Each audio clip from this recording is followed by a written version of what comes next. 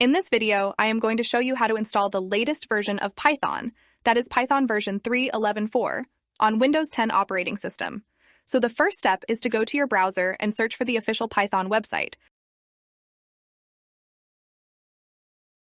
And go to the Download section and download the installer for Windows.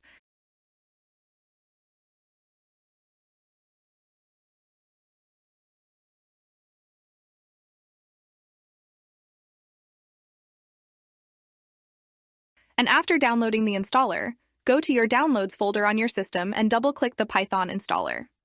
And then you will see the Python 3.11.4 installation wizard will open.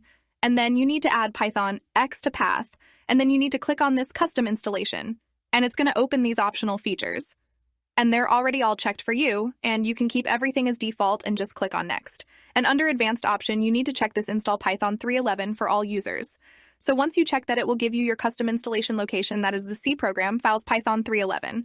So you can keep this default and you can finally click on install. And what it will do is it's going to ask you for administrative privileges first.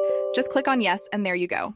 And the installation will begin. After setup was successful, you can just close this. Then go to your search icon and search for CMD and open it.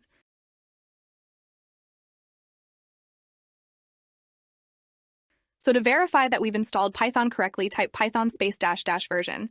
And hit enter. You can see that latest version of Python, which is Python version 3.11.4, is successfully installed. And again, type in Python and hit enter. And it's going to show you this triple arrow. This means that Python shell is ready. You can now run Python programs. If you just simply type print hello dev and hit enter, you can see your function has printed out. You can also search for idle in your search bar. You can directly run your functions and programs. So that is all there is about installing Python. In the next video, I'll show you how to connect it to IEDs like VS Code or PyCharm. See you soon, peace.